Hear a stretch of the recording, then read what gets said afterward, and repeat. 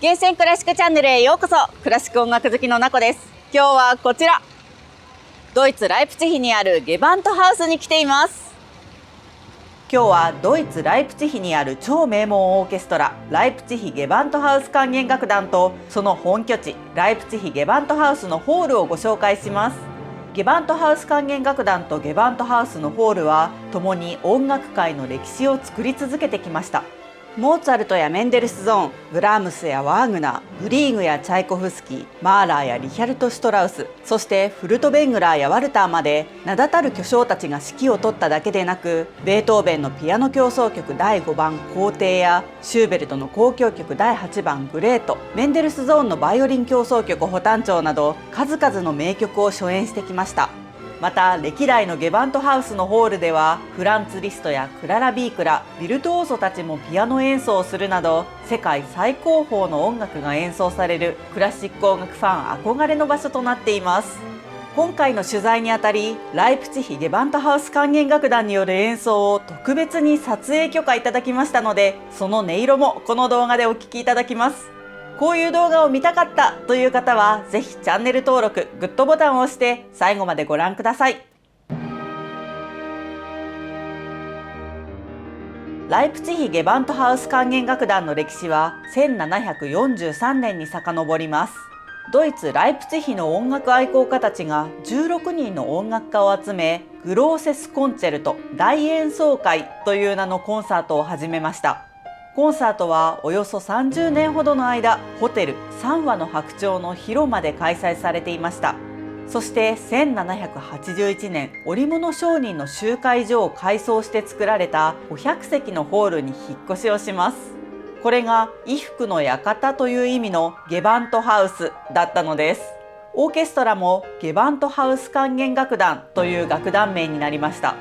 1789年にはモーツァルトが客演式を行い、1811年にはベートーベンがピアノ協奏曲第5番皇帝を初演しました。そして1835年、天才的指揮者のメンデルスゾーンがカペルマイスターと言われる音楽監督に就任すると、オーケストラの音楽レベルは飛躍的に向上します。メンデルスゾーンは当時最先端の音楽を意欲的に演奏するだけではなく、バッハのマタイ受難曲をはじめ歴史に埋もれた大傑作を復活上演するなど、積極的にライプチヒの人々の視野を広げていったのです。この功績によってゲバントハウス管弦楽団は正式にライプチヒ市の公認オーケストラとなりました。その後もワーグナーやブラームスらが自作の初演を行うなど、ゲバントハウス管弦楽団は常に最先端を走り続けました。そしてついに500席のホールでは対応できなくなったオーケストラは1884年、1500席のホールを持つ2代目のゲバントハウスに本拠地を移します。1895年には名指揮者のニキシュがカペルマイスターに就任し、メンデルスゾーン以来の黄金期を築いたと言われています。しかし1944年に悲劇が起こります。第二次世界大戦の大空襲により建物が壊滅状態になってしまったのです。ホームを失ったゲバントハウス管弦楽団は会議ホールなどでコンサート活動を続けることになります。そして1981年にようやく3代目のゲバントハウスが完成したのです。これが現在のライプチヒゲバントハウスです。そしてゲバントハウス管弦楽団はそれまでの時間を取り戻すかのように躍進します。1998年からはブロムシュテット、2005年からはシャイ、そして2017年以降はネルソンスと世界的指揮者がカペルマイスターを担っています。こうした紆余曲折の歴史を持つライプチヒゲバントハウス管弦楽団は今も昔も世界屈指の卓越したオーケストラとして世界中の人々に愛され続けています。3代目のライプチヒゲバントハウスはライプチヒ中央駅から徒歩10分のアウグスブルク広場に面しています。アウグスブルク広場を囲んでいるのはゲバントハウス管弦楽団が公演の演奏を務めるライプチヒ歌劇場。シューマンやワーグナーの通ったライプチヒ大学、そしてライプチヒゲバントハウスです。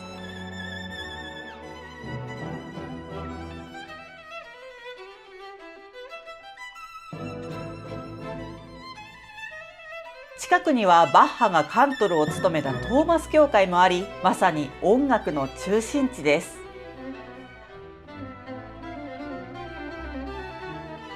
さて、ゲバントハウスの中に入ってみましょう。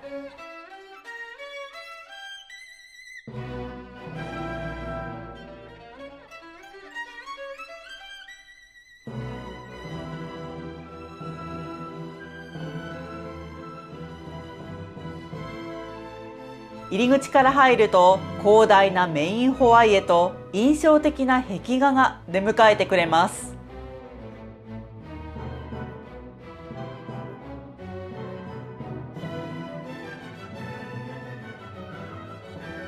生命の歌というタイトルのこの壁画は吹き抜けの天井に描かれています。この天井は強い傾斜がかかっていて、夜にはこのように美しくライトアップされ、ガラス越しに外からも鑑賞できるゲバントハウスのシンボルとなっています。また広いホワイエにはゲバントハウスにゆかりのある作曲家の銅像や胸像、歴代のカペルマイスターやコンサートマスターの肖像画などが至る所に飾られていて、開演前からテンションが上がります。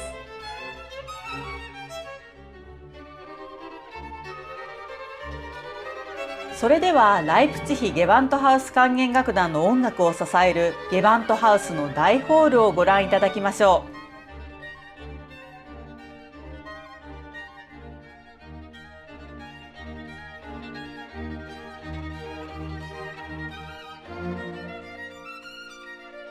格調高く美しい円形のコンサートホールです。落ち着いた深い赤色の客席が1900席以上、段々畑のようにステージを囲んでいます。この形はブドウ畑を意味するビンヤード形式と言われます。座席は厚みのある柔らかいクッションで、長時間のコンサートも快適に過ごせます。客席フロアの傾斜が強いので、どの席に座っても見晴らしが良く、ステージが近く感じられます。ステージの高さも低いので、1階席の一番前に座ってもこのように首が疲れません。さて、このホールを見渡した時に特に印象的なのが、この荘厳で巨大なパイプオルガンです。デザインもとても美しいです。オルガンには4つのマニュアル、92のストップ、6638本のパイプがあります。近くに寄ってみると本当に圧巻です。オルガンの正面には大きな文字が刻まれています。この言葉は、真の喜びとは真面目で真剣な仕事であるという意味のローマの哲学者ルキウス・アンナエウス・セネカの名言で、ゲバントハウスが1781年以来座右の銘として大切にしている言葉です。さて、ゲバントハウスの美しい音響を作り出す重要なパーツも見ていきましょう。木目の美しい壁には大きな凹凸があります。この凹凸があることで、音がさまざまな方向に反射して美しい響きを客席に届けることができます。天井にもご覧のように湾曲した板が何枚も設置されていて、上からも降り注ぐように繊細な音色が響き渡るようになっています。ちなみにこの撮影は現在のカペルマイスターのアンドリス・ネルソンスが指揮をするライプツィヒゲバントハウス管弦楽団のコンサートの直前に行いました。特別に私もネルソンスの指揮するポディウムに立たせていただきました。さて、ここからはコンサートの感想と実際のコンサート映像をお届けします。今日ゲバントハウス管弦楽団のコンサートを2つ聞いてきました。1つがオペラハウスのマチネでした。子供向けのすっごくポップなコンサートなんですけど、本当に素晴らしい演奏でちょっとグッときました。2つ目がネルソンスの振るゲバントハウスでのコンサートだったんですけど、最後のシベリウスの交響曲5番が本当に素晴らしくて最高でした。ゲバントハウス管弦楽団の音なのかゲバントハウスの音響なのかちょっと分かんないんですけど、すごく温かい感じがして伝わってくる温度がとっても心地いい感じがしました。今回特別に第1楽章を録音撮影の許可をいただいたので皆さんにもお見せしたいと思います。ではどうぞ。